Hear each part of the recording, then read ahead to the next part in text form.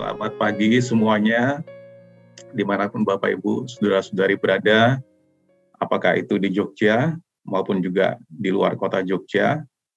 Saya mengucap syukur bahwa kita semua masih bisa ketemu hari ini, meskipun melalui aplikasi Zoom, dan puji Tuhan untuk teknologi internet ini karena memudahkan kita.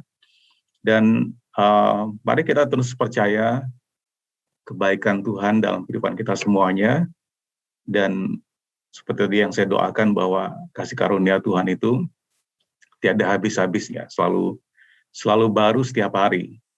Dan apapun keadaan Bapak Ibu saudara-saudari, mari kita percaya bahwa Tuhan yang baik itu tidak akan pernah meninggalkan kita, dan kita selalu ada dalam perlindungan, pemeliharaan, dan penyediaannya. Kita sampai kepada minggu ke-6 dari seri khotbah Salt and Light, terang dan garam, dan saya akan mulai share screen saya. Dan minggu ke-6 ini berbicara tentang gereja dan dunia, ya, gereja dan dunia. Mari kita lihat tayangan berikut ini, presentasi berikut ini. Seri ini diambil dari kitab Yesaya selama 6 minggu, dan kita ada di minggu ke-6. Jika Bapak Ibu saudara-saudari belum menyaksikan seri sebelumnya, Bapak Ibu bisa mengakses di kanal YouTube, kanal Every Nation Jogja di YouTube, dan bisa mengikuti seri yang sebelumnya atau judul yang sebelumnya. Kita ada di dalam minggu ke-6, dan seperti saya katakan, firman ini diambil dari kitab Yesaya, tapi juga dari Perjanjian Baru, dari kitab Matius, Injil Matius, dan firman Tuhan sendiri, Tuhan Yesus, yang mengatakan demikian di Matius pasal 5 ayat 13, "Kamu adalah garam dunia, jika garam itu menjadi tawar, dengan apakah ia diasinkan? Tidak ada lagi gunanya selain dibuang dan diinjak orang." Ya, ini perkataan Tuhan Yesus sendiri. Minggu lalu saya membandingkan garam dunia dan garam meja. Bapak Ibu Saudara sekalian dipanggil, Bapak Ibu Saudara-saudari dan saya, kita semua dipanggil menjadi garam dunia, bukan garam meja. Garam meja ya ditaruh di meja hanya untuk orang-orang dalam rumah, dan kalau sudah selesai dipakai ditaruh lagi, dipajang, ya. Tetapi kalau garam dunia, artinya kita menjadi berkat bagi dunia ini. Garam fungsinya untuk mengawetkan, untuk mencegah pembusukan. Dan garam juga dipakai untuk memberikan rasa asin. Ya, makanan tanpa garam tidak sedap rasanya. Demikian juga ketika firman Tuhan berkata bahwa Bapak Ibu saudara-saudari dan saya adalah garam dunia, kita dipanggil untuk mengawetkan proses pembusukan yang terjadi di dunia ini, dan kita dipanggil untuk memberikan rasa. Kehadiran Bapak Ibu saudara dan saudari dan saya memberikan warna tersendiri, ya, memberikan rasa. Rasanya apa? Rasanya hal-hal kerajaan surga, kebenaran, damai sejahtera, sukacita, kekudusan, kebenaran, dan seterusnya. Kita memberikan warna dan rasa di sekeliling kita. Kemudian di ayat 14, firman Tuhan masih terus berlanjut. Tuhan Yesus mengatakan, "Kamu adalah terang dunia. Kota yang terletak di atas gunung tidak mungkin tersembunyi." Ya, kamu adalah terang dunia. Ya, terang berfungsi untuk menerangi kegelapan, dan terang berfungsi untuk menciptakan kehidupan. Kalau tidak ada terang, tidak ada kehidupan. Kalau gelap, kita tidak bisa bekerja, tidak ada aktivitas, tidak ada orang yang bisa bekerja tanpa listrik, tanpa matahari, tanpa terang. Ya, terang menghasilkan kehidupan. Ya, tidak ada tumbuh-tumbuhan yang bisa tumbuh jika tidak ada terang, tidak ada sinar matahari.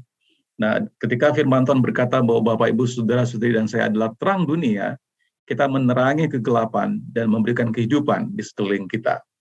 Tuhan Yesus berkata, kota yang terletak di atas gunung tidak mungkin tersembunyi.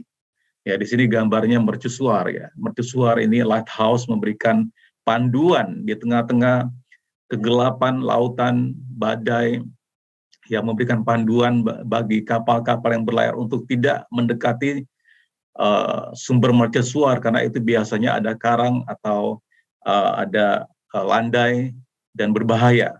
Ya, nah mercusuar ini dipasang di tempat-tempat yang strategis ya untuk menghambat kecelakaan terjadi di lautan.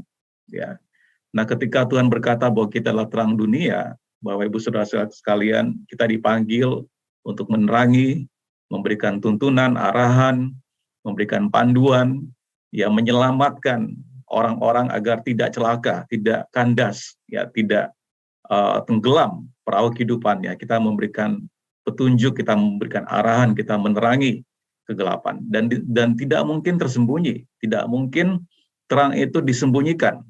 Ya, tidak mungkin sebagai orang Kristen kita tidak menjadi terang, tidak mungkin Bapak Ibu. Karena kalau terangnya disembunyikan, apa gunanya? Ya. Nah, berikut ini adalah nggak mau jalan. Berikut ini adalah Petromax ya. Saya kira generasi Z sekarang, apalagi generasi Alpha, generasinya Joshua, Samuel anaknya Patris. Nah ini nggak tahu ini benda apa, mungkin dibilang lampu ya. Ini kita sebut dengan Petromax. Ya, saya ingat sekali waktu masih kecil, kami tinggal di Sumatera, kami tinggal di Kalimantan. Waktu itu listrik masih biarpet ya, kadang hidup kadang mati. Jadi kita harus memiliki namanya Petromax. Petromax ini bahan bakarnya minyak tanah, diisi di tabungnya, kemudian nanti dipompa untuk menghasilkan tekanan, ya. Dan di situ ada meterannya, untuk kita harus selalu melihat tekanan pressure di dalamnya. Dan kemudian ada lampunya. Lampunya itu seperti kain halus ya.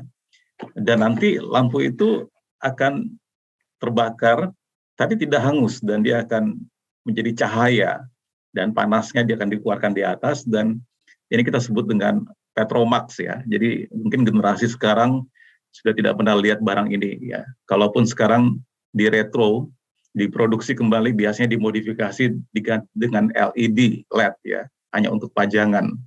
Nah, saya ingat sekali waktu kecil, tugas saya kadang-kadang harus memastikan bahwa tekanan udara, pressure-nya di dalam tabungan itu cukup, kalau tidak dia akan padam, dan memastikan bahwa kadang-kadang bolam lampunya, bukan bolam lampu, semacam kaos itu bisa menyala, itu bisa robek. Kalau robek dia nggak bisa nyala, harus diganti.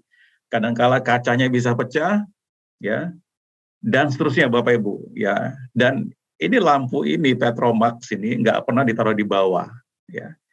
Selalu ditaruhnya tuh di tempat yang tinggi. Nah, tadi firman Tuhan mengatakan, kemudian di ayat 15 Tuhan Yesus mengatakan, lagi pula orang tidak menyalakan pelita. Ya, kita bisa bilang pelita, kita bisa bilang Petromax, atau kita bisa bilang lampu. Lampu Bapak Ibu Saudara-saudari di rumah pasti ditaruh di bagian atas di langit-langit. Ya, sekarang aja modifikasinya banyak, bisa ditaruh di lantai, di balik dinding dan seterusnya ya, sesuai dengan estetika yang diinginkan. Tetapi biasanya lampu ditaruh di langit-langit, di tempat atas ya, supaya bisa menerangi semuanya. Lampu tidak ditaruh di bawah gantang. Di bawah gantang itu seperti keranjang ya, bukan, nggak ditutup ya. Jadi kita dipanggil sebagai orang Kristen menjadi terang dunia ini. Nah, di sini dikatakan ditaruh di atas, melainkan di atas ya. Ini lampu Petromax-nya digantung di atas untuk menerangi sekelilingnya ya, sehingga menerangi semua orang di dalam rumah itu ya, melainkan di atas kaki dian. Kaki dian ini seperti ini bentuknya. Ya, ini kaki dian ini ada di dalam bait Allah. Bahan bakarnya minyak zaitun biasanya. Bukan zaitun. Minyak olive apa? Iya, minyak zaitun ya. Olive. Nah, dan itu dibakar dan menjadi penerangan dalam bait Allah.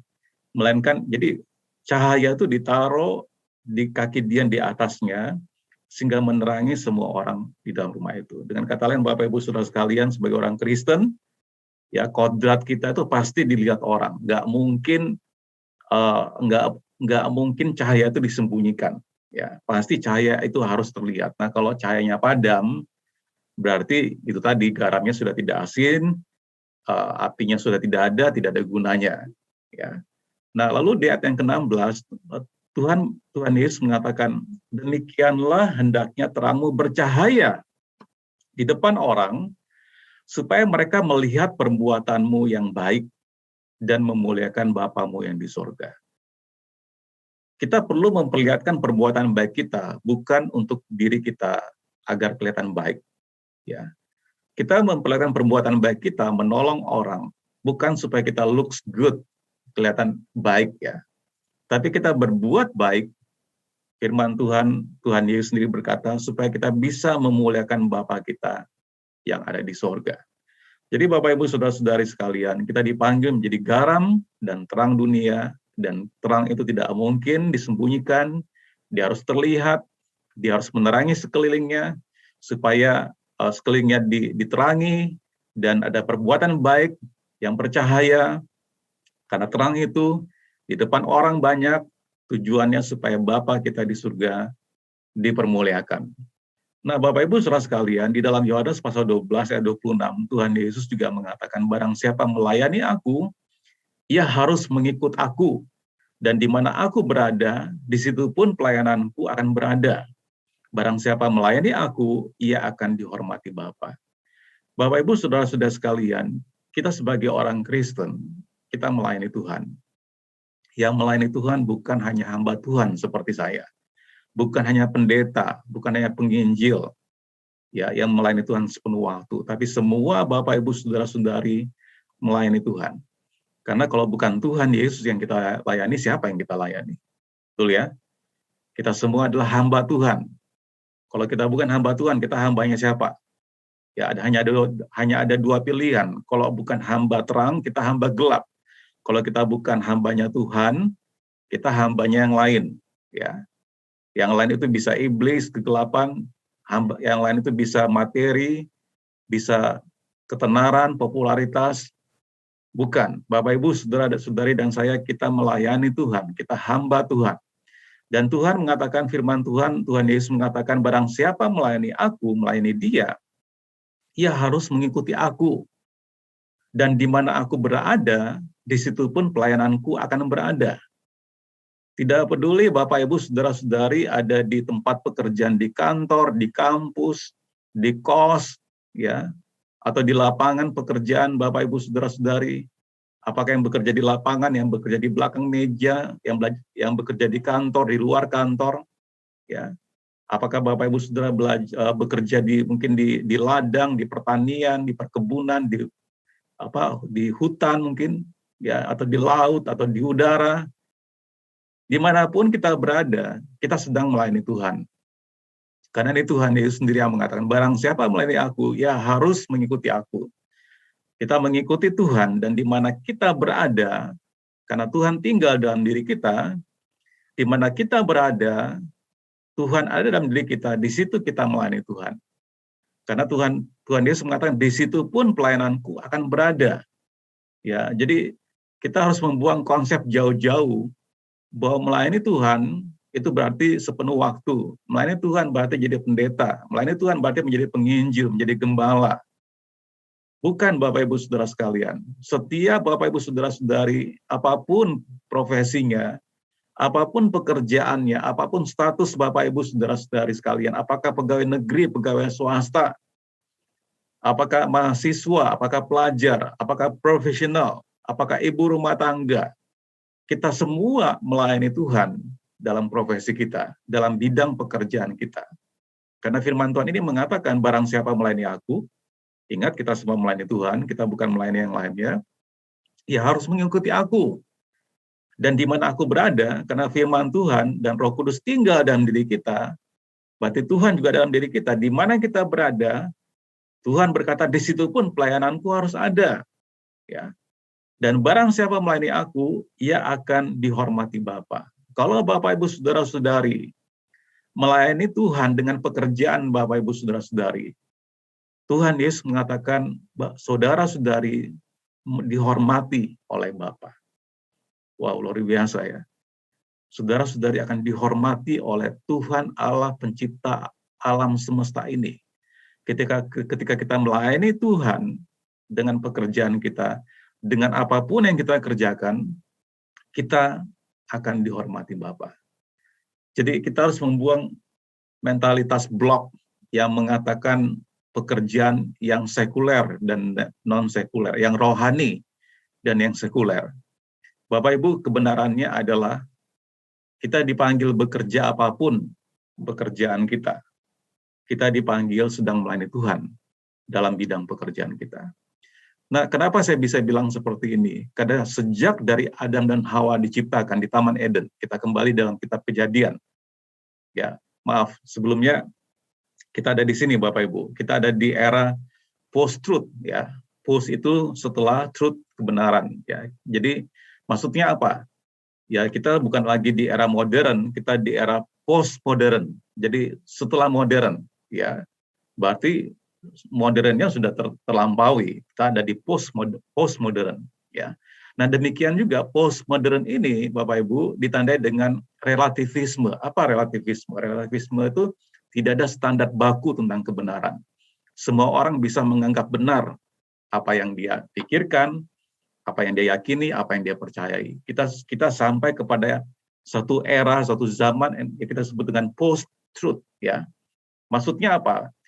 Post-truth kalau kita terjemahkan pasca kebenaran adalah konsep filosofis di mana hilangnya standar objektif bersama untuk kebenaran. Jadi standar kebenaran itu sudah tidak ada. Ya, masing-masing orang menganggap benar sesuai dengan pendapatnya, sesuai dengan pandangannya. Ya. Dan post-truth atau pasca kebenaran ini beda tipis ya. Kita sebut BT ya. Beda tipis ya antara fakta dan fakta alternatif. Antara pengetahuan, scientific facts, ya, ilmiah, dengan pendapat. Kabur beda. Tipis sekali bedanya. Ya. Antara keyakinan dan kebenaran. Ya, ini kita sebut dengan era post-truth. Gampangnya saya mengatakan begini deh. Ya. Untuk membedakan hitam dan putih itu gampang. Betul ya? Warna putih, warna hitam, gampang. Anak kecil pun bisa bilang itu putih, itu hitam. Tapi Bapak Ibu saudara-saudari sekalian, kita tidak ada di era itu lagi. Kita ada di era di mana kita harus membedakan warna putih dengan putih abu-abu. Kita ada di era di mana kita harus membedakan white and broken white. Ya. Jadi putih. Kalau kita pilih cat ya ada putih polos atau super bright, putih murni tapi ada putihnya agak kelabu, ada nuansanya mungkin abu-abu, ada nuansanya biru, ada nuansanya mungkin pink, ya, dan seterusnya, ya. Nah, kita ada di era kita tidak memilih lagi hitam dan putih, ya.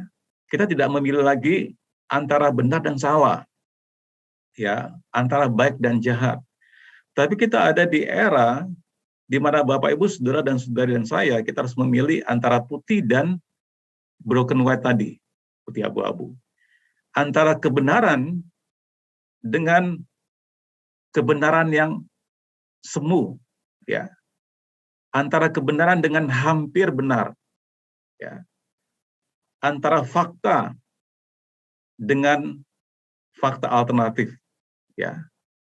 Antara fakta atau yang saya sebut dengan kemudian ini persepsi dan fakta. Post-truth, ya, di mana persepsi itu lebih besar dari fakta. Apalagi dengan era sosial media sekarang yang ditampilkan dengan Instagram, Facebook, dan seterusnya. Ya. Dunia ini berusaha meyakinkan pemirsanya, kita semua yang terpapar setiap hari, bahwa itu kebenaran, yang kita lihat itu kebenaran. Contoh, ya, orang hidup bersama-sama tanpa menikah, itu sekarang dianggap suatu kebenaran. Ya. Di Amerika ada satu term namanya sekarang polyamor. Polyamor adalah pasangan suami istri yang hidup dalam satu komunitas dan mereka bisa berganti-ganti pasangan di antara komunitas itu untuk tidur bersama. Dan mereka berusaha mengatakan sisi positifnya adalah untuk melatih pasangan kita untuk tidak cemburu ketika kita berhubungan intim dengan pasangan lain. Nah, ini yang saya katakan persepsi, ya, yang ditampilkan bahwa itu benar, ya. Padahal faktanya tidak demikian, ya, kebenarannya tidak demikian. Saya berikan contoh lagi, vape, ya, rokok elektrik, ya, dengan itu dikatakan mungkin lebih baik daripada rokok tembakau. Nah, inilah yang saya katakan semuanya ini persepsi bagi kalangan anak muda generasi Z, ya, atau milenial, ya. Kenapa banyak ingin menjadi YouTuber? Kenapa ingin banyak menjadi kalau Facebooker enggak, ya, Instagramer, ya. Kenapa ingin banyak menjadi professional player game, internet game, online game, ya? Karena dipersepsikan, ya, ada income yang bisa dihasilkan, ada influencer punya income dan bisa mempengaruhi dan mendapatkan popularitas. Tetapi faktanya, kenyataannya, begitu banyak korban yang ditimbulkan oleh vape tadi, begitu banyak faktanya korban atau akibat ekses sampingan dengan poliamor tadi, berganti-ganti pasangan, begitu banyak korban yang disebut dengan internet game itu, orang-orang yang mengalami mental health-nya, kesehatan jiwanya terganggu. Ya. Kalau kita searching di internet, ya, yang disebut dengan professional player game, ya, itu pasti mereka punya masalah mental, kurang tidur, penyakit, dan seterusnya, stres dan seterusnya, begitu banyak. Jadi kita ada di era ini post-truth, ya, persepsi seolah-olah kebenaran, padahal faktanya tidak demikian. Kita harus memilih antara putih dan hampir putih. Kita harus memilih benar dan hampir benar. Ya, kita harus bukan lagi memilih hitam dan putih, benar dan salah. Nah, tadi saya lanjutkan, kenapa Bapak Ibu saudara-saudari sekalian tadi, dimanapun kita berada, kita harus melayani Tuhan. Ya, termasuk dalam pekerjaan kita. Kita kembali di kitab Kejadian pasal 2 ayat 15. Dari sejak pertama Tuhan Allah mengambil manusia itu dan menempatkannya di dalam Taman Eden untuk mengusahakan dan memelihara taman itu. Ya, saya kasih highlight stabilo warna biru, mengusahakan dan memelihara. Ya, di dalam English Standard Version yang saya pakai berbahasa Inggrisnya dikatakan the Lord God took the man and put him in the Garden of Eden to work it and keep it. Nah, dalam bahasa Ibraninya, ini sekali lagi bukan karena saya lagi sekolah teologi lalu semuanya diibranikan, enggak Bapak Ibu. Tapi ini untuk kita melihat dari sejak semula, Tuhan memanggil Bapak Ibu saudara dan saudari kita bekerja, itu untuk memuliakan Tuhan. Ya, bukan untuk sekedar mencari duit, mencari uang. Bukan sekedar untuk survive, bertahan hidup. Perhatikan, dalam Kejadian pasal 2 ayat 15, Tuhan Allah mengambil manusia itu dan ditaruh di Taman Eden. Dikatakan untuk apa? Ada dua, mengusahakan dan memelihara taman itu. Dalam bahasa Ibrani-nya, mengusahakan atau Inggrisnya work it, itu diterjemahkan abad, ya, to work, to serve, untuk bekerja, untuk melayani, ya, to serve, untuk melayani. Kemudian dan memelihara, ini tanggung jawab yang kedua, memelihara. Dalam bahasa Inggrisnya keep it, to keep, ya. Dalam bahasa Ibrani-nya kata memelihara itu shamar, to keep, to watch, to preserve. Ya.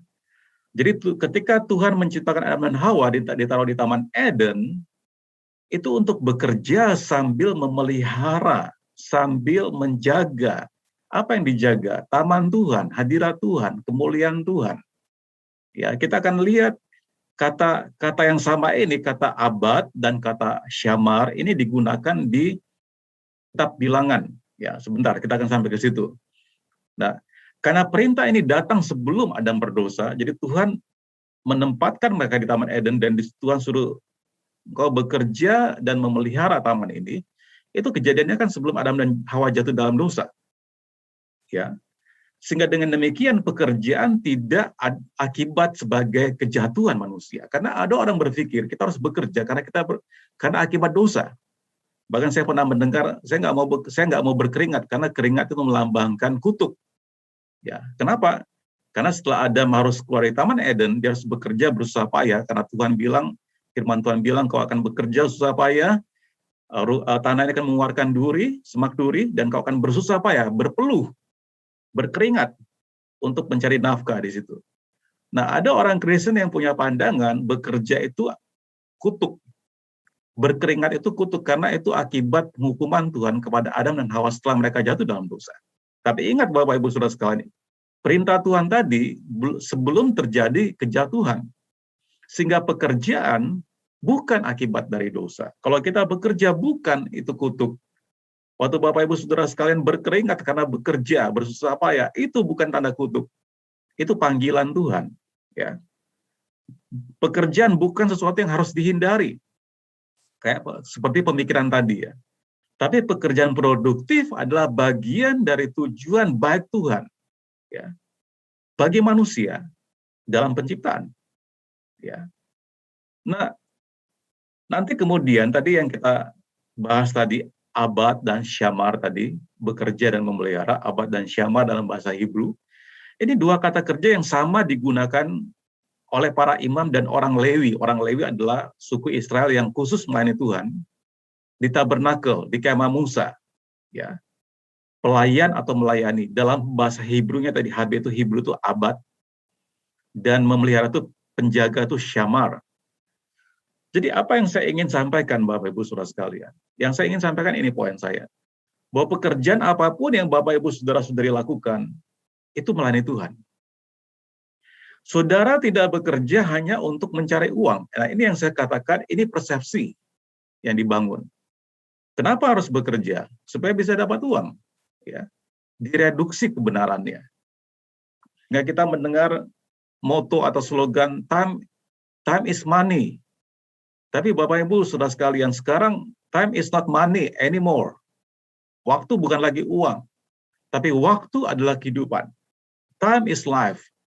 Kalau kita membantu orang, kalau kita membelanjakan uang kita, atau kita kasih ke orang, atau kita belanjakan, kita bisa cari lagi uang itu. Tapi kalau time yang di-spend, time yang digunakan, kita memberikan perhatian kita kepada orang lain, kita membantu orang lain, kita memberikan waktu untuk dia, mengkonseling dia, melayani dia, berkunjung, dan seterusnya. Waktu nggak bisa dibeli. Waktu nggak bisa diputar mundur. Kita sedang memberikan kehidupan kita. Maksud saya Bapak Ibu Saudara sekalian, saudara dan saya, kita semua hidup. Dan hidup ini adalah untuk memuliakan Tuhan. Bapak Ibu, saudara-saudara tidak bekerja untuk hanya mendapatkan uang. Uang tidak jahat, uang tidak jelek. Kita butuh uang. Seperti sekarang menyelenggarakan kebaktian ini semua butuh uang. Ada teknologi internet yang harus dibayar, ada laptop yang bagus, koneksi yang bagus, ada pencahayaan yang bagus, semua teknologi kita pakai untuk memberitakan Injil, semua butuh uang. Uang tidak jahat. Tapi cinta akan uang, itu yang jahat. Karena akar dari segala kejahatan adalah cinta akan uang. Bukan uangnya akar dari segala kejahatan, tapi cinta akan uang. Dan karena kita hidup dalam post-truth, ya, pasca kebenaran. Dunia ini mengajarkan bekerja supaya kamu make money. Bekerja untuk mendapatkan uang. Nah, Bapak Ibu, saudara sekalian, pemikiran ini kita harus hancurkan. Kita bekerja adalah untuk kemuliaan Tuhan.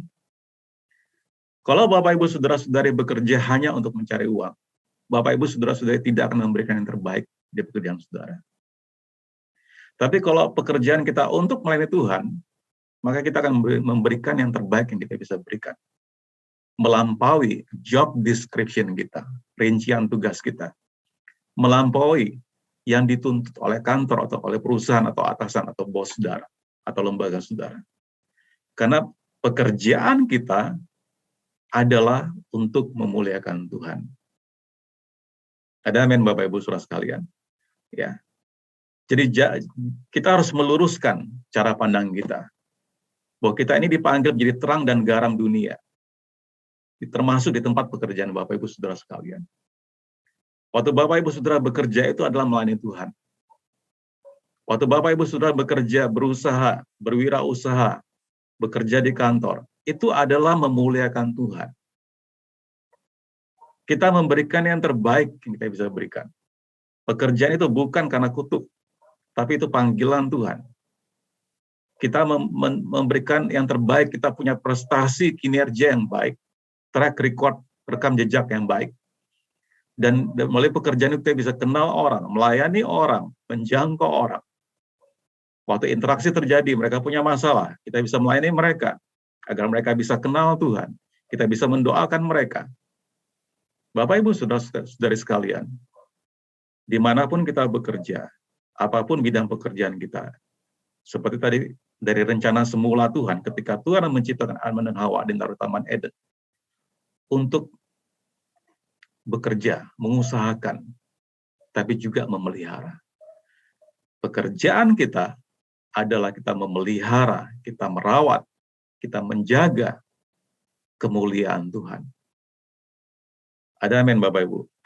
Nah, teks kita ada di Yesaya pasal 65. Ini baru pembukaannya tadi. Mohon maaf ya pembukaannya, saya sudah 25 menit. Saya akan cepat saja isinya.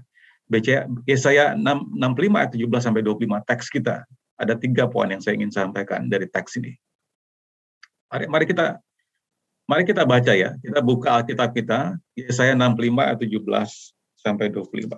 Yesaya 65 ayat 17 sampai 25.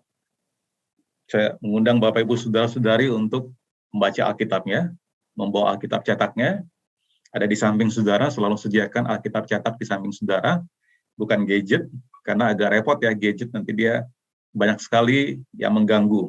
Ya. Yesaya pasal 65 ini teks kita ayat 17 sampai 25. Saya akan bacakan. Janji mengenai langit yang baru dan bumi yang baru. Ayat 17. Sebab sesungguhnya aku menciptakan langit yang baru dan bumi yang baru. Hal-hal yang dahulu tidak akan diingat lagi dan tidak akan timbul lagi dalam hati. Tapi bergiranglah dan bersorak-sorak untuk selama-lamanya atas apa yang kuciptakan. Sebab sesungguhnya aku menciptakan Yerusalem penuh sorak-sorak dan penduduknya penuh kegirangan. Bapak Ibu, kalau kita ketemu Yerusalem itu berbicara tentang gereja Tuhan, berbicara tentang Bapak Ibu Saudara dan saya, berbicara tentang orang Kristen. Ya. Aku akan bersorak-sorak karena Yerusalem dan bergirang karena umatku. Di dalamnya tidak akan kedengaran lagi bunyi tangisan dan bunyi erangan pun tidak. Ayat 20, di situ tidak akan ada lagi bayi yang hanya hidup beberapa hari, atau orang tua yang tidak mencapai umur suntuk. Sebab siapa yang mati pada umur 100 tahun, masih akan dianggap muda. Dan siapa yang tidak mencapai umur 100 tahun, akan dianggap kena kutuk. Mereka akan mendirikan rumah-rumah dan mendiaminya juga. Mereka akan menamai kebun-kebun anggur dan memakan buahnya juga. Mereka tidak akan mendirikan sesuatu supaya orang lain mendiaminya. Dan mereka tidak akan menanam sesuatu supaya orang lain memakan buahnya. Sebab umur umatku akan sepanjang umur pohon, dan orang-orang pilihanku akan menikmati pekerjaan tangan mereka. Mereka tidak akan bersusah-susah dengan percuma, dan tidak akan melahirkan anak yang akan mati mendadak. Sebab mereka itu keturunan orang-orang yang diberkati Tuhan. Saya ulangi, mereka itu keturunan orang-orang yang diberkati Tuhan. Dan anak cucu mereka ada beserta mereka. Ayat 24, maka sebelum mereka memanggil, aku sudah menjawabnya. Ketika mereka sedang berbicara, aku sudah mendengarkannya. Serigala dan anak domba akan bersama-sama makan rumput, singa akan makan jerami seperti lembu, dan ular akan hidup dari debu. Tidak ada yang akan berbuat jahat atau yang berlaku busuk di segenap gunungku yang kudus, firman Tuhan. Yesaya 65 ayat 17 sampai 25. Nah, isi khotbah ini ada 3 poin diambil dari teks ini. Yang pertama, dari ayat 17. Sebab sesungguhnya aku menciptakan langit yang baru dan bumi yang baru. Hal-hal yang dahulu tidak akan diingat lagi dan tidak akan timbul lagi dalam hati. Ya Bapak Ibu, di sini Nabi Yesaya Tuhan melukiskan gambaran. Ya, jadi Tuhan kayak memberikan gambaran atau picture, atau kalau saya analogikan, seperti kita mau nonton film, ya ada trailernya. Trailer itu kayak cuplikan-cuplikan filmnya. Ini seperti ini loh nanti filmnya. Ya, jadi ini cuplikan-cuplikan yang saya yakin yang akan terjadi dalam kehidupan kita semuanya, atau bahkan sedang terjadi dalam kehidupan beberapa orang Bapak Ibu Saudara-saudari yang ada di sini. Ya, melalui Nabi Yesaya Tuhan melukiskan gambaran kedamaian dan flourish, itu kemajuan, ya, perkembangan yang baik, ya, bagi umatnya. Ini adalah gambaran kehidupan di bumi, tempat kehendaknya dilakukan. Di bumi ini sama seperti di surga. Ingat, ketika Tuhan mengajarkan murid-muridnya berdoa, doa Bapa kami yang ada di surga, dikuduskanlah namamu, datanglah kerajaanmu di bumi sama seperti di surga. Di surga, kerajaan Tuhan sudah terjadi. Di sana ada damai sejahtera, sukacita, tidak ada duka cita, yang ada adalah sukacita, ya. Tidak ada kegelapan, yang ada adalah terang, dan damai sejahtera selama-lamanya. Betul? Tapi bukankah Bapak Ibu Saudara-saudari kita diajarkan berdoa oleh Tuhan Yesus tadi? Bapa kami yang ada di sorga, dikuduskanlah namamu, datanglah kerajaanmu di bumi ini, sama seperti di surga. Rencana Tuhan di bumi ini yang belum selesai, di surga sudah selesai. Dan sama seperti di surga, di bumi ini terjadi. Ya, nah inilah gambaran kehidupan kita seperti apa di bumi ini yang seharusnya dan yang akan terjadi, atau mungkin yang sedang menuju ke sana. Seperti kehendak Bapa di surga. Sama terjadi di muka bumi ini. Sama terjadi dalam kehidupan Bapak, Ibu, Saudara-saudari kita semuanya. Tuhan telah memilih kita umatnya untuk berpartisipasi, untuk terus ambil bagian menjadi terang dan garam tadi ya. Dalam mewujudkan ini. Di sini kita akan melihat dunia seperti apa yang bisa kita nantikan saat Tuhan bekerja di dalam dan melalui kita waktu kita membangun kerajaannya di muka bumi ini. Bapak Ibu Saudara sekalian, kita tidak membangun kerajaan kita di bumi ini. Kita tidak membangun kerajaan keluarga kita, gereja kita, perusahaan kita. Bukan, kita membangun kerajaan Tuhan di bumi ini. Sama seperti di surga. Bapak Ibu Saudara sekalian, kita semua ada di dalam situ, kita terlibat. Ya, hanya dua pilihan. Kalau saudara tidak terlibat, berarti saudara penonton. Ya. Kita terlibat. Kita semua dipanggil. Tidak ada pengangguran dalam kerajaan Allah. Bapak Ibu Saudara harus terlibat. Ada amin. Kita melayani Tuhan, bukan melayani yang lainnya. Kita hamba Tuhan, bukan hamba yang lainnya. Dan dari Tuhan mengatakan, di mana aku berada, di situ harus ada pelayananku. Pekerjaan kita adalah pelayanan kita. Pekerjaan kita adalah kita menjaga, memelihara hadirat kemuliaan Tuhan. Bukan untuk sekedar mencari uang. Bukan untuk sekedar bertahan hidup. Ya. Kita membangun kerajaan Tuhan di bumi ini, dalam keluarga kita, dalam komunitas kita, dimanapun kita berada, di bumi ini. Karena Tuhan tadi mengatakan, firman Tuhan, Bapa kami di sorga, datanglah kerajaanmu, jadilah kehendakmu di bumi sama seperti di surga. Ya. Dan di sini Bapak Ibu, yang pertama kita lihat ada 3 poin. Yang pertama, joyful. Ini gambaran kehidupan seperti apa yang kita akan miliki, atau yang sedang kita miliki, atau yang sedang kita menuju ke sana. Joyful, sukacita. Suatu gambaran dunia atau kehidupan kita yang penuh dengan gladness, senang, ya, sukacita, penuh dengan perayaan. Ya. Di mana, ini tadi, ya saya kan tadi mengatakan, di mana tidak ada lagi luka-luka, sakit hati yang lama itu dilupakan. Ya, tidak diingat-ingat lagi. Ya. Ayat yang tadi kita sudah baca, ulangi lagi ayat 17, sebab sesungguhnya aku menciptakan langit yang baru dan bumi yang baru. Hal yang dahulu tidak akan diingat lagi dan tidak akan timbul lagi dalam hati. Jadi Bapak Ibu Saudara sekalian, yang lama-lama itu yang sampah jangan lagi dikorek-korek. Ya. Sudah sudah berlalu, ya, sudah jadi abu, ya, tidak akan timbul lagi dalam hati. Lalu ayat 18, tetapi bergiranglah dan bersorak-sorak untuk selama-lamanya atas apa yang kuciptakan. Sebab sesungguhnya aku menciptakan Yerusalem, ingat, Yerusalem bicara tentang gereja Tuhan, tentang Bapak Ibu Saudara-saudari dan saya, Yerusalem yang penuh sorak-sorak dan penduduknya penuh kegirangan. Ya, inilah gambaran kehidupan kita seharusnya, bukan duka cita, bukan kepahitan kita itu, bukan. Ya, aku kan bersorak-sorak ayat 19 karena Yerusalem. Ya. Dan bergirang karena umatku. Di dalamnya tidak akan kedengaran lagi bunyi tangisan dan bunyi erangan pun tidak ada. Kalau kita lihat teks Inggrisnya, ya, English Standard Version yang di bawahnya. I will rejoice in Jerusalem, aku akan bersuka cita di Yerusalem, di gereja Tuhan. Dalam kehidupan Bapak Ibu Saudara, Tuhan bersuka cita karena kita. And be glad in my people, dan senang dalam kehidupan umatku. No more shall be heard in the son of living. Tidak ada lagi yang mendengarkan suara tangisan karena kesakitan, karena hati yang hancur, karena hati yang dipahitkan, hati yang dikecewakan. Tidak akan ada lagi.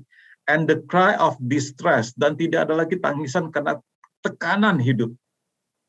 Ya, karena distress ini karena tekanan, tidak ada lagi. Tuhan bilang, ya. Dunia yang Tuhan inginkan bagi Bapak, Ibu, Saudara dan saya, kita semuanya, itu kehidupan yang menyenangkan. Kota yang dia janjikan dirancang menjadi kesukacitaannya. Dan orang-orangnya menjadi kegembiraannya. Ini firman Tuhan tadi kan, Yesaya tadi. Ya. Tuhan ingin menikmati Bapak, Ibu, Saudara-saudari. Tuhan ingin menghabiskan waktu dengan Bapak, Ibu, Saudara-saudari. Dan memberkati kita semua. Dia bahkan ingin menghapus setiap hal yang menyebabkan suara tangisan dan jeritan kesusahan. Dunia yang Tuhan ciptakan untuk kita, Bapak, Ibu, Saudara-saudari dan saya, ada dunia yang penuh dengan sukacita, karena itu janji Tuhan. Ya.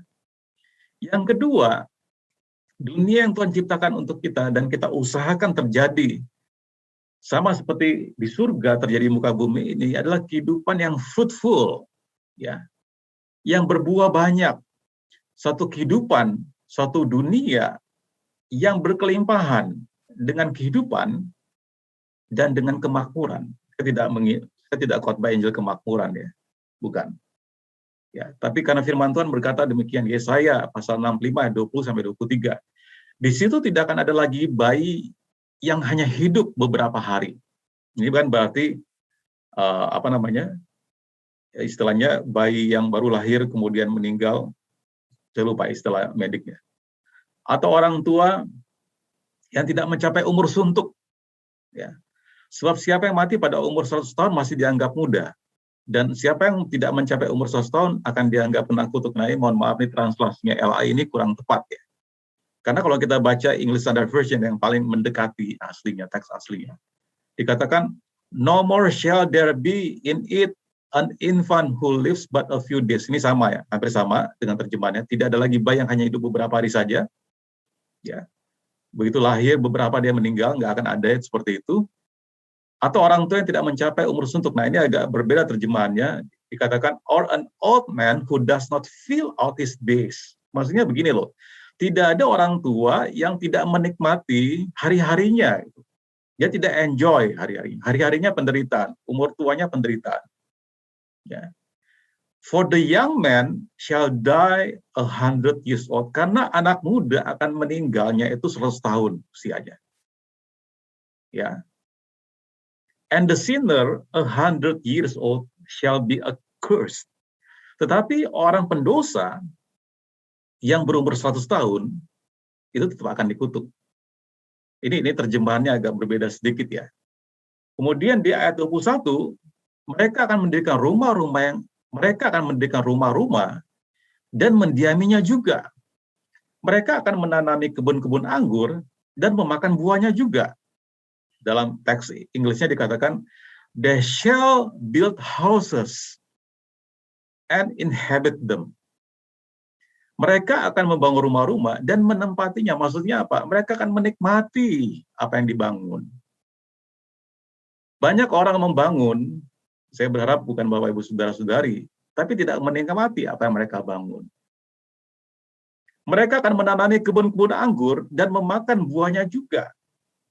They shall plant vineyards and eat their fruit. Mereka akan menanam kebun anggur dan mereka akan memakan buahnya. Maksudnya apa? Jerih payah mereka akan mereka nikmati. Hari ini banyak orang yang tidak menikmati jerih payah mereka. Mereka punya banyak harta, mereka punya banyak properti kekayaan, tapi they don't enjoy it. Mereka tidak menikmatinya. Mereka malah berkeluh kesah dan berusaha payah, tidak enjoy, tidak menikmati apa yang mereka bangun, tidak menikmati apa yang mereka tanam. Nah, ini Tuhan bilang melalui Nabi Yesaya, itu tidak akan ada, tidak akan terjadi lagi. Dunia yang Tuhan ciptakan, dunia kehidupan yang Tuhan berikan kepada Bapak Ibu Saudara-saudari, di mana kita ada di dalamnya dan kita mengupayakan, karena tadi doa Bapa kami, kehendak-Mu di surga sama seperti di bumi. Kita ada di dalam situ untuk mengupayakan. Kita dipanggil menjadi garam dan terang dunia, salt and light. Ya. Ayat 22. Mereka tidak akan mendirikan sesuatu supaya orang lain mendiaminya, dan mereka tidak akan menanam sesuatu supaya orang lain memakan buahnya. Sebab umur umatku akan sepanjang umur pohon. Nah, ini agak lagi terjemahnya kurang tepat. Ya. Dan orang-orang pilihanku akan menikmati pekerjaan tangan mereka. Mereka tidak akan mendirikan sesuatu. They shall not build and another inhabit. Ini betul ya. Mereka akan mendirikan sesuatu, tetapi akan mendiami apa yang mereka dirikan. Bukan mendirikan sesuatu orang lain yang menempatinya. Orang lain yang menikmatinya. Bukan orang lain yang enjoy. Mereka berusaha payah, tapi orang lain yang enjoy. Nah, ini kan celaka. Kehidupan yang seperti ini. Ya. Mereka tidak akan menanam sesuatu dan orang lain yang memakan buahnya. Ya. Nah, ini yang agak lain. Sebab umur umatku akan sepanjang umur pohon, ini kurang tepat terjemahannya. Karena dalam English Standard Version diterjemahkan, for like the days of a tree shall the days of my people be. Jadi seperti hari-hari di tanaman, di pohon, demikian juga hari-hari umatku akan seperti itu. Nah, saya teringat Mazmur 1. Bahwa orang benar itu seperti pohon yang ditanam di tepi aliran sungai yang selalu hijau daunnya, yang tidak pernah musim kekeringan tidak akan pernah kering, dia selalu berbuah pada musimnya. Nah, itu dia kehidupan yang seperti itu. Ya. Dan orang-orang pilihanku akan menikmati pekerjaan tangan mereka. Dengan kata lain, Bapak Ibu Saudara sekalian, Bapak Ibu Saudara-saudari ini bekerja, berusaha, tadi menikmati kehidupan ini. Bukan malah susah, bukan malah sakit, bukan malah sakit hati karena apa yang kita kerjakan. Kita enjoy apa yang kita bangun, apa yang kita tanam, kita nikmati. Kehidupan seperti itu yang Tuhan panggil kita untuk berada, dan kehidupan seperti itu yang kita usahakan. Kehidupan seperti itu yang kita upayakan, karena kita dipanggil menjadi garam dan terang dunia. 23. Mereka tidak akan berusaha-susah dengan percuma, dan tidak akan melahirkan anak yang akan mati mendadak. Sebab mereka itu keturunan orang-orang yang diberkati Tuhan, dan anak cucu mereka ada beserta mereka. Dalam bahasa Inggrisnya dikatakan, they shall not labor in vain. Ini benar ya. Mereka tidak akan kerja dengan sia-sia. Ya, saya teringat mengkhotbah. Segala sesuatu sia-sia di bawah kolong langit ini. Dan menghasilkan anak, nah ini, to bear children for calamity. Tidak melahirkan anak untuk kemudian, calamity itu kita udah bahas minggu lalu, kalau terjadi kesusahan, terjadi bencana karena anak itu. Ya. For they shall be the offspring of the blessed of the Lord. Karena mereka ini seperti keturunan yang diberkati Tuhan. Dan keturunan mereka ada, anak cucu mereka beserta dengan mereka. Nah, kehidupan seperti inilah Bapak Ibu Saudara sekalian yang harusnya terjadi dan kita upayakan dan Tuhan ciptakan. Dunia kehidupan yang Tuhan inginkan untuk kita adalah dunia yang penuh dengan kehidupan. Tadi yang pertama adalah apa? Yang pertama, joyful. Tidak ada kesakitan, tidak ada yang ada sukacita. Yang kedua, fruitful, yang berbuah banyak. Kehidupan yang melimpah. Ini yang Tuhan inginkan, dunia yang penuh dengan kehidupan dan kemakmuran, di mana setiap orang mencapai usia tua tanpa takut sakit atau kecelakaan. Tadi awal khotbah sebelum kita mulai ibadah tadi kita sempat ngobrol dengan Bu Karno ya. Jalan 82 tahun, punya 7 anak. Ya.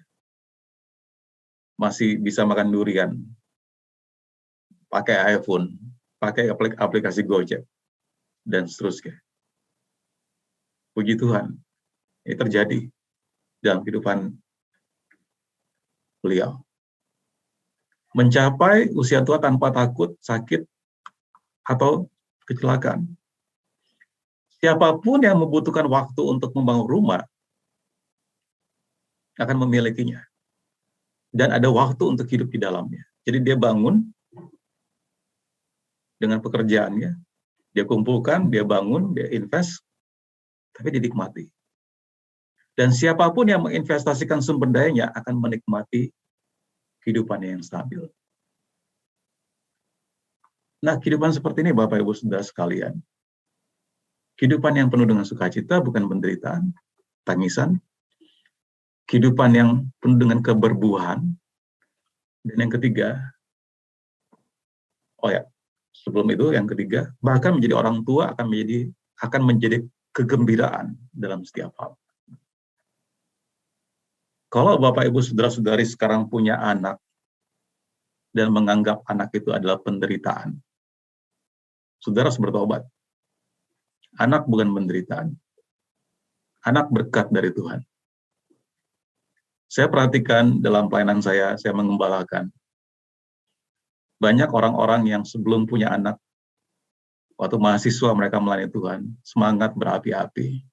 Suatu mereka mulai bekerja, mereka sudah mulai hilang semangatnya. Tidak ke gereja, tidak melayani karena alasannya sibuk dalam pekerjaan. Ingat Bapak Ibu, saudara sekalian, Tuhan memanggil kita di Taman Eden untuk bekerja dan memelihara. Bekerja dan memelihara kemuliaan Tuhan, hadirat Tuhan. Kita bekerja sambil melayani Dia. Apakah kehidupan seperti itu yang Tuhan rancang? Bukan. Pekerjaan kita bukan hambatan untuk kita datang beribadah dan melayani Tuhan. Kalau Bapak Ibu Saudara mengatakan, saya nggak punya waktu untuk melayani Tuhan, saudara salah. Kalau Bapak Ibu mengatakan, saya punya anak, saya susah datang ibadah. Saya susah untuk melayani, saya nggak bisa melayani. Betul Bapak Ibu, orang yang pertama kita harus layani adalah keluarga kita, baru orang lain. Jangan dibalik. Tapi yang saya maksudkan, kalau anak-anak itu menjadi hambatan kita untuk beribadah kepada Tuhan, itu salah. Bukan kehidupan seperti itu yang Tuhan rancang untuk kita, untuk Bapak, Ibu, Saudara, dan saya. Bahkan menjadi orang tua akan menjadi kegembiraan dalam setiap hal. Anak-anak kita adalah sukacita kita. Anak-anak kita adalah penghiburan kita. Anak-anak kita adalah untuk kemuliaan Tuhan. Sama seperti Yosua berkata, "As for me and my house, we will serve the Lord." Sama seperti aku dan seisi rumahku, kami akan melayani Tuhan. Anak-anak bukan penghambat kita untuk melayani Tuhan. Anak-anak bukan penghambat kita untuk datang beribadah. Saya mengucap syukur contoh seperti Pak Trisna ya, anak-anak yang masih kecil. Selalu di depan kamera juga ikut ibadah, ikut training, ikut latihan. Harusnya seperti itu. Nggak bisa kita mengatakan, karena ngurus anak saya nggak bisa ikut ibadah. Nggak bisa. Itu berarti anak-anak jadi penghambat. Enggak, bukan seperti itu kehidupan yang Tuhan inginkan terjadi dalam kehidupan kita. Lalu yang terakhir, yang pertama tadi, kehidupan yang joyful, penuh dengan sukacita. Yang kedua, kehidupan yang fruitful, keberbuahan. Yang ketiga, peaceful, penuh dengan damai sejahtera. Di mana orang-orangnya bisa enjoy, bisa menikmati, ada hubungan intim dengan Tuhan, hubungan yang sehat dengan Tuhan, dan juga hubungan yang sehat dengan sesama. Yang vertikal dan yang horizontal. Hubungan yang sehat dengan Tuhan, dengan sesama. Yesaya pasal 65 ayat 24-25 ini teks kita. Untuk poin yang ketiga. Maka sebelum mereka memanggil, aku sudah menjawab. Oh, luar biasa ya. Kita belum berdoa, Tuhan sudah menjawab doa kita. Ketika mereka sedang berbicara, aku sudah mendengarkannya. Serigala dan anak domba akan bersama-sama makan rumput. Bagaimana mungkin serigala bisa makan rumput? Bukankah serigala makanannya domba? Singa akan makan jerami seperti lembu. Bagaimana mungkin singa makan jerami? Bukankah makanannya singa itu adalah lembu dan domba? Dan ular akan hidup dari debu. Tidak ada yang akan berbuat jahat atau yang berlaku busuk di segenap gunungku yang kudus firman Tuhan. Kalau teks aslinya English Standard Version menerjemahkan, they shall not hurt or destroy. Mereka tidak akan saling menyakiti dan menghancurkan di dalam seluruh gunungku yang kudus. Demikian firman Tuhan. Dunia atau kehidupan yang Tuhan inginkan untuk kita itu damai. Bukan pertengkaran, bukan permusuhan, bukan fitnah, bukan menjelek-jelekan dari belakang, backbiting, bukan untuk gosip, saling menggosip satu sama lain. Bukan. Tuhan di sini memberikan sekilas ya, glimpse, kayak trailer tadi Bang, sedang trailer film, kayak ini loh filmnya harusnya. Tentang kerajaannya di muka bumi ini. Dia akan begitu dekat dengan umatnya, bahwa dia akan menjawab sebelum mereka memanggil. Dia mendengar mereka bahkan saat mereka mulai berbicara. Bahkan hewan yang secara alami bermusuhan tidak akan melukai atau menghancurkan satu sama lain di dalam kerajaannya. Kehidupan seperti itu Bapak Ibu, yang Tuhan rancang untuk Bapak Ibu, saudara-saudari, dan saya. Dan kalau belum terjadi dalam kehidupan Bapak Ibu, saudara-saudari, mari kita mengupayakannya. Karena kita dipanggil menjadi salt and light, garam dan terang dunia. Dan Tuhan mengajarkan kita berdoa. Bapa kami di surga, dikuduskanlah namamu, datanglah kerajaanmu. Kerajaan Tuhan itu harus datang di bumi ini, dalam kehidupan kita, warga kita, pekerjaan kita, komunitas kita, sama seperti di surga. Saya berdoa Bapak Ibu, saudara sekalian, dengan mengakhiri seri khotbah ini, Salt and Light, the church and the world. Kita betul-betul terpanggil jadi orang Kristen, jadi terang dan garam dunia. Sekali lagi, ini bukan perkataan saya, I'm sorry kalau ini keras, tapi ini firman Tuhan Yesus sendiri. Kalau terang dan garam itu sudah tidak berfungsi, nggak ada gunanya, selain dibuang dan diinjak orang. Itu kata firman Tuhan. Tapi saya berdoa, tidak demikian dengan Bapak Ibu saudara-saudari yang ada di dalam ruang Zoom ini maupun yang melihat di kanal YouTube nanti ketika sudah diupload. Sebuah kehidupan yang Tuhan rancang dan kehidupan kita semua adalah kehidupan yang penuh dengan sukacita, kehidupan yang berbuah-buah banyak keberbuahan dan penuh dengan damai sejahtera. Mari kita berdoa. Tuhan, nama berdoa untuk setiap jemaat-Mu Tuhan yang hadir di ruang Zoom ini maupun yang melihat di YouTube nanti. Berkati Tuhan. Kami bersukacita karena pekerjaan di kayu salib yang memungkinkan kami memiliki kehidupan yang penuh dengan sukacita, yang memungkinkan kami untuk memiliki hidup yang berbuah lebat dalam keluarga kami, pekerjaan kami, studi kami, usaha kami, profesi apapun yang kami kerjakan. Dan kami tahu bahwa pekerjaan kami adalah untuk memuliakan Engkau Tuhan, bukan hanya sekedar untuk bertahan hidup. Karena dipanggil, di mana kami dipanggil, di mana Engkau berada, kami berada, di situ ada pelayanan Tuhan. Kami dipanggil menjadi terang dan garam dunia. Dan kehidupan yang penuh dengan damai sejahtera. Terima kasih Tuhan, ini sama berdoa untuk setiap jemaat-Mu, berkati Dan anugerah-Mu melimpah dalam kehidupan kami semua, Tuhan, memampukan kami hidup seturut dengan firman. Dan firman ini bukan menjadi pengetahuan kami, tapi untuk kami lakukan, kami hidupi, dan menjadi kenyataan dalam kehidupan kami. Dan nama-Mu dipermuliakan. Di dalam nama Tuhan Yesus Kristus, semua yang percaya mengatakan, amin. Tuhan berkati Bapak Ibu Saudara-saudara.